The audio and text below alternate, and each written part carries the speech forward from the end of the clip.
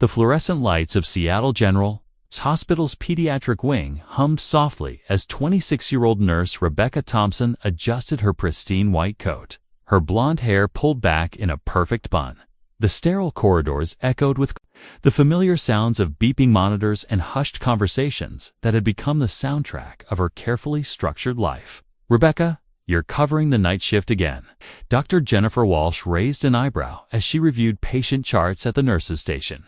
"Someone has to maintain standards around here," Rebecca replied, her voice carrying that crisp authority she'd inherited from her surgeon father.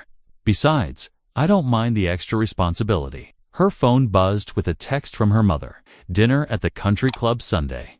The Andersons are bringing their son. You remember David, the investment banker?" Rebecca sighed quietly. Her parents' world of charity galas and exclusive social circles felt increasingly hollow, but it was the life she'd always known. Order, propriety, and maintaining the family reputation in Portland's elite medical community. Another setup attempt. Dr. Walsh chuckled, glancing at Rebecca's expression. "They mean well. They just want me to find someone, suitable." Rebecca straightened a stack of forms that was already perfectly aligned.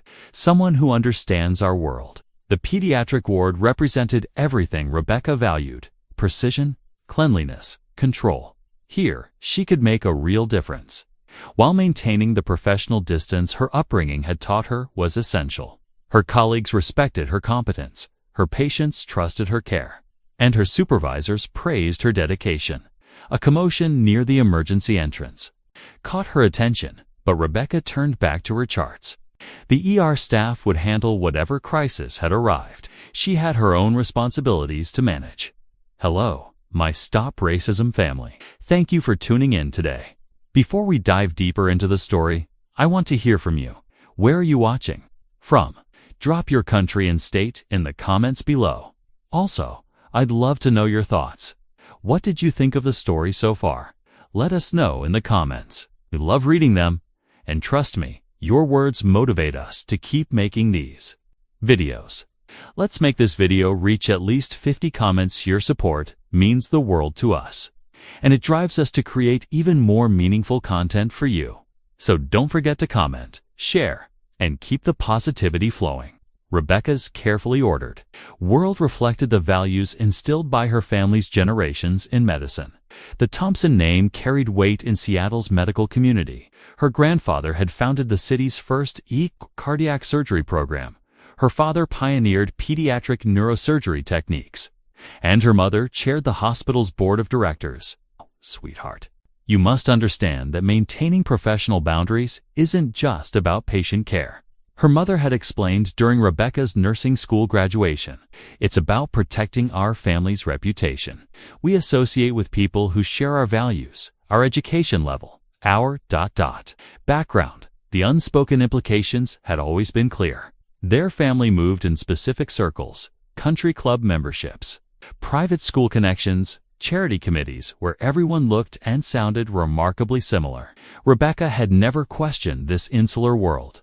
It felt safe, predictable, and morally superior. Some of these families that come through the ER, or colleague nurse Patricia whispered during their break, you just never know what you're dealing with. Drug problems, gang involvement, welfare fraud. You have to be careful who you get too close to. Rebecca nodded, remembering her father's warnings about maintaining emotional distance. Professional compassion. He called it caring for patients without becoming personally involved in their complicated lives. Her phone displayed another message from her sorority. "Sister, girl, the hospital charity auction raised $50,000. Your family's connections really came through. Glad we can help the less fortunate while keeping things classy." The pediatric ward felt like a sanctuary where Rebecca could apply her medical training within appropriate boundaries. Children were innocent, their families grateful, and the work felt meaningful, without the messy complications that came from deeper involvement in people's personal struggles. Her apartment in Queen Anne reflected this same careful curation: tasteful furniture, medical journals, family photos from charity events.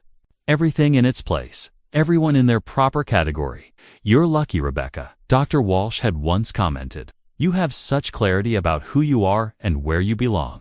Not everyone has that kind of stability." Rebecca had smiled then, believing stability meant staying within the comfortable confines of familiarity. The next evening brought the usual, controlled chaos of shift change.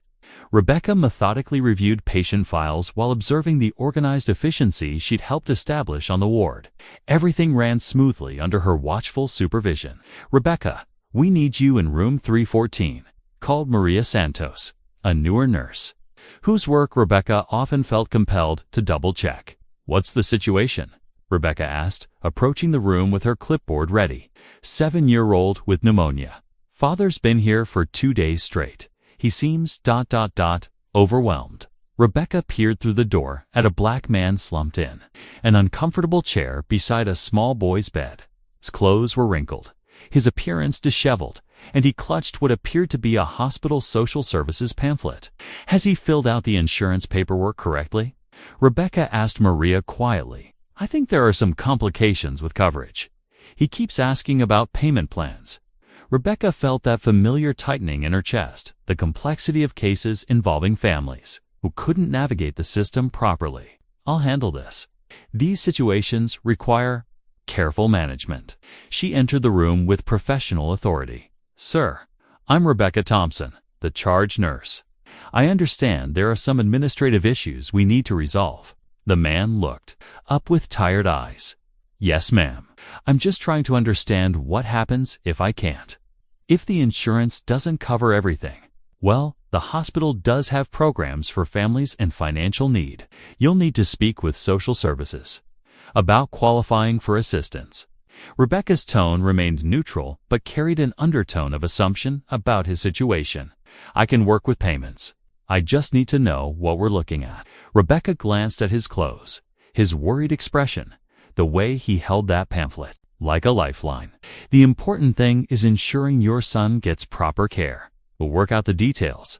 As she left the room, Rebecca felt she'd handled the situation appropriately. Professional, helpful, but maintaining proper boundaries with a family that clearly needed guidance through the system. 3 days later, Rebecca was completing her rounds when she noticed the same man from room 314, sitting alone in the family waiting area at 2 a.m. His son had been moved to intensive care after complications, and visiting hours had ended hours ago. The man she'd learned his name was David. Carter sat hunched forward, his head in his hands, shoulders shaking with quiet sobs. The waiting room's harsh fluorescent lighting cast stark shadows, and the air conditioning made the space uncomfortably cold. Rebecca paused in the doorway. Protocol dictated that family members couldn't remain in the hospital overnight unless specifically authorized. She should inform security, have him escorted out, maintain the rules that kept the facility running smoothly. But something about the raw grief in his posture stopped her. Without thinking, Rebecca slipped off her cardigan and quietly approached him. "Sir David." He looked up, his face streaked with tears, eyes red with exhaustion and fear. "You're going to catch cold sitting here," Rebecca said softly, draping her cardigan over his shoulders. "The air conditioning runs all night." David stared at her in surprise. "Thank you. I'm sorry. I know I'm not supposed to be here. Just can't leave him alone." "How long have you been awake?" 3 days, since we got here." His voice cracked. "His mother. She died last year. Cancer. It's just me and Caleb now. And if something happens to him..." Rebecca sat down beside him, abandoning every rule about professional distance her training had instilled. "What do the doctors say?" "They're optimistic, but they want to keep him for observation. I don't have anywhere else to go anyway. Lost my apartment last month after missing work for his other hospital visits." The revelation hit Rebecca like a physical blow. This wasn't the scenario she'd constructed in her mind. "Where have you been staying?" "My car, mostly. Sometimes the shelter has space." David pulled her cardigan closer. "I'm a teacher. Elementary school. Had to take leave when Caleb got sick, and substitute pay doesn't cover much." Rebecca felt her world tilt slightly. A teacher, a father doing everything he could for his sick child. Nothing about this man fit the assumptions she'd made about him. Rebecca couldn't sleep when she finally got home that morning. David's words echoed in her mind. "I'm a teacher." She found herself staring at the ceiling of her comfortable apartment, thinking about a man sleeping in his car while his son fought pneumonia. She'd made assumptions. Quick, automatic judgments based on his appearance, his financial struggles, his obvious desperation. The realization made her stomach churn with something she couldn't quite name. Her phone showed missed calls from her mother, but Rebecca couldn't bring herself to return them. How could she explain the shift happening inside her? How could she articulate that everything she'd been taught about maintaining distance and professional boundaries suddenly felt wrong? "Rebecca, you look exhausted," Dr. Walsh commented when she returned for her next shift. "You need to take better care of yourself." Just thinking about the Carter case. The pneumonia in pediatric ICU. Sweet kid. Father seems devoted. What? Do you know about him? Dr. Walsh shrugged. Single dad, teacher, going through a rough patch. Lost his wife to cancer, taking care of his son alone. Why? Rebecca felt heat rise in her cheeks. Just wondering about the family situation. That evening, Rebecca found herself researching David Carter online. His school's website featured a teacher spotlight from 2 years ago. Mr. Carter's innovative reading program helps struggling students find their love of literature.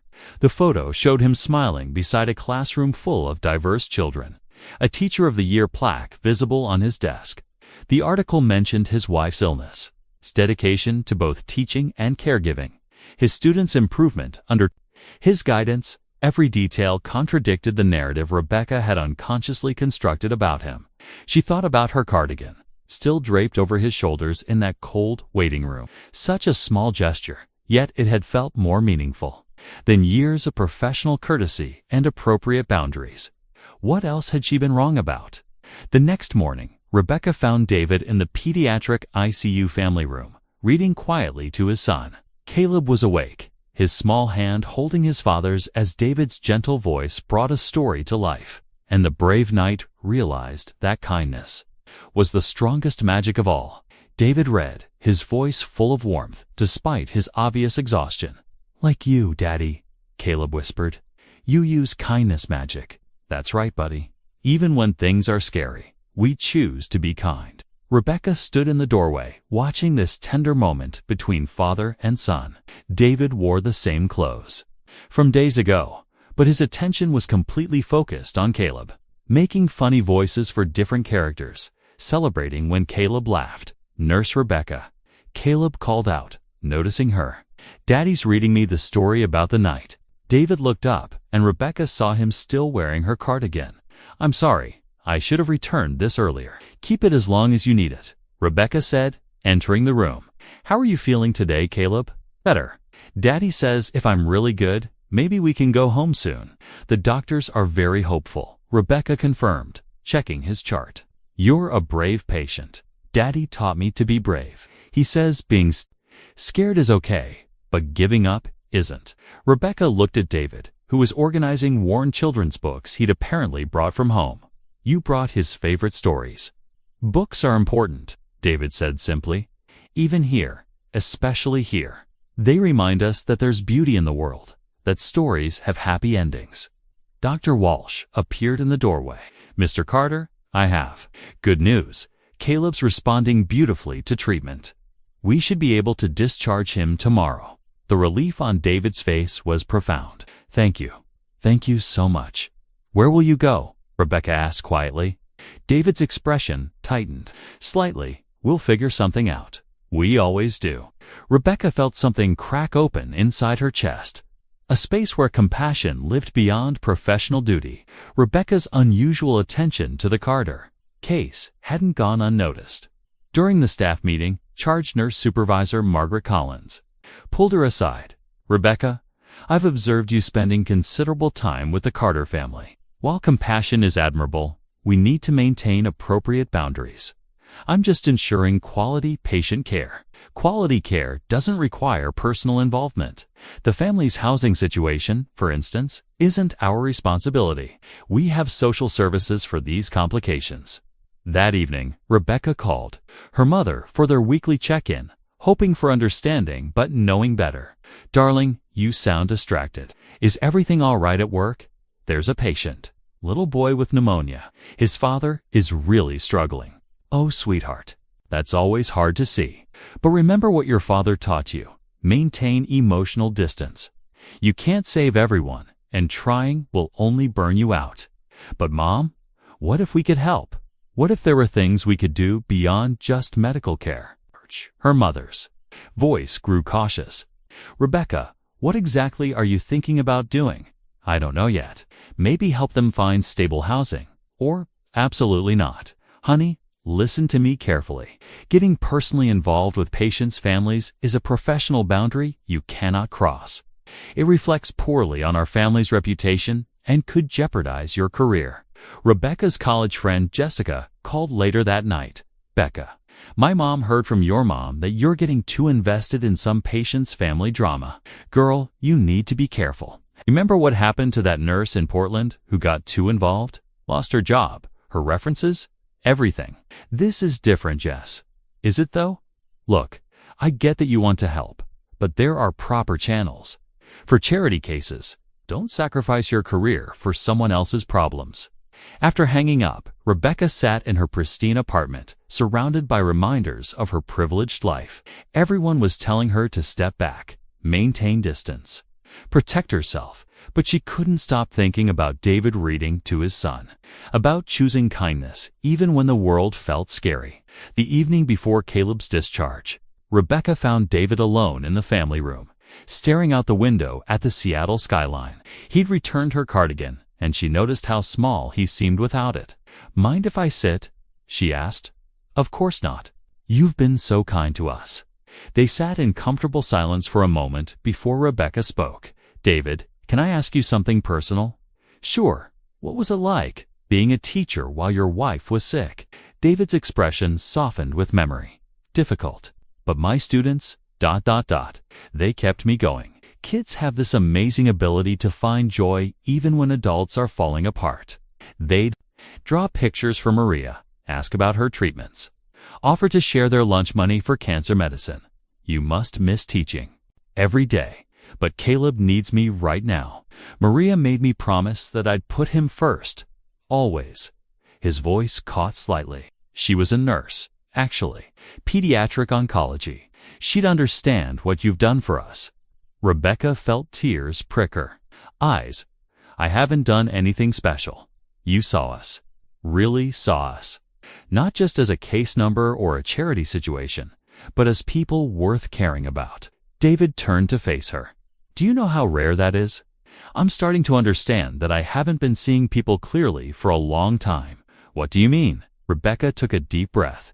I made assumptions about you, about your situation, your character, your worth. I'm ashamed of that. Rebecca, everyone makes assumptions.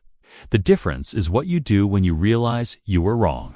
What am I supposed to do with that realization? David smiled gently. Maybe start by trusting that most people are doing their best with what they have. And maybe consider that helping someone doesn't diminish you. It enlarges you.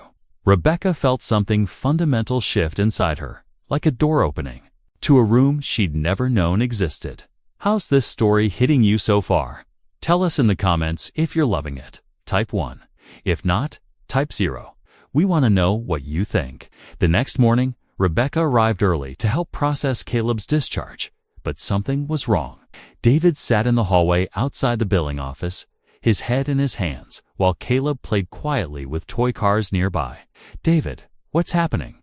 He looked up, his face etched with defeat. Insurance covered most of it, but there's still a balance. They want $3,200 before they'll complete the discharge. Rebecca felt anger surge through her. That's impossible. We have payment plan options. They said my credit doesn't qualify. And without a permanent address. Double quotes, David's voice broke. I can't take him back to sleeping in the car, Rebecca. Not after pneumonia. But I don't have $3,200. Rebecca marched into the billing office. Her professional authority fully engaged. Ms. Patterson, I need to discuss the Carter account. Oh, Rebecca. Yes, it's unfortunate, but our hands are tied. Hospital policy requires payment arrangements for balances over $3,000. And Mr. Carter doesn't meet our criteria. What criteria, exactly? stable employment, permanent residence, sufficient credit history, standard requirements. He's a teacher whose wife died of cancer. He's been caring for his sick child. What part of that makes him a credit risk? Ms. Patterson's expression grew stern. Rebecca, I understand your concern, but policy is policy. We can't make exceptions. Rebecca left the office shaking with fury and purpose. She pulled out her phone and called her mother. Mom, I need to use my trust fund. What? Rebecca, what's wrong? I need $3,200 to help a family. Today. Absolutely not. We've talked about this. You cannot get financially involved with patients. Then I'll use my own savings. Rebecca Elizabeth Thompson, you will do no such thing. This is exactly the kind of behavior that will ruin your reputation. Think about your career, your future, Rebecca. Looked through the window at David, sitting beside his son, both of them trapped by a system that valued credit scores over human dignity. I am thinking about my future. Mom, I'm thinking about who I want to be. She hung up and walked to the hospital's financial aid office. I'd like to make an anonymous donation to cover the Carter family's balance. Ma'am, we don't typically accept. I'm Rebecca Thompson. My family has donated significantly to this hospital. I'm sure you can figure out how to accept my check. An hour later, Rebecca found David and Caleb in the family room. Good news. The billing issue has been resolved. You're free to go. David stared at her. How? Sometimes the hospital receives anonymous donations for families in need. Rebecca, ... David's eyes filled with tears. I can't let you. You're not letting me do anything. You're letting me choose who I want to be. 2 weeks later, Rebecca knocked on the door of a modest apartment in Georgetown.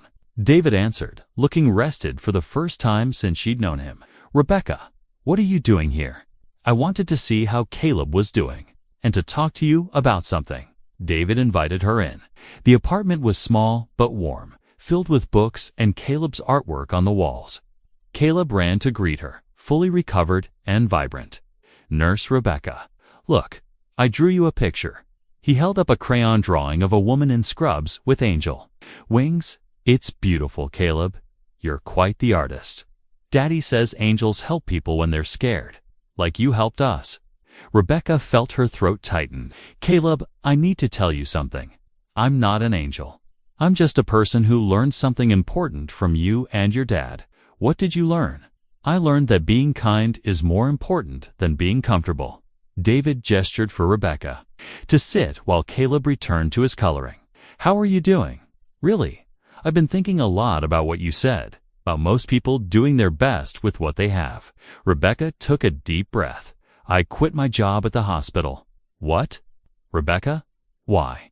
Because I realized I'd rather work somewhere that values compassion over policy. I'm starting at the community health clinic next week. Lower pay, longer hours, but they focus on serving families regardless of their ability to pay. David studied her face. Are you sure about this? I've never been more sure of anything. My family thinks I've lost my mind, but for the first time in my life, I feel like I'm using my skills for something that really matters. What about your future, your career plans? Rebecca smiled. I'm building a different kind of future. One where I can look at myself in the mirror and be proud of who I see. David reached across the table and took her hand. Maria would have liked you very much. I think I would have liked her too. The Thompson family's annual charity gala was Seattle's premier medical fundraising event, tended by the city's most prominent physicians, hospital administrators, and wealthy donors. Rebecca had never missed one, but this year felt different, as she stood at the podium to deliver what everyone expected to be a standard thank you speech. Good evening, everyone. Thank you for your generous support of Seattle's medical community.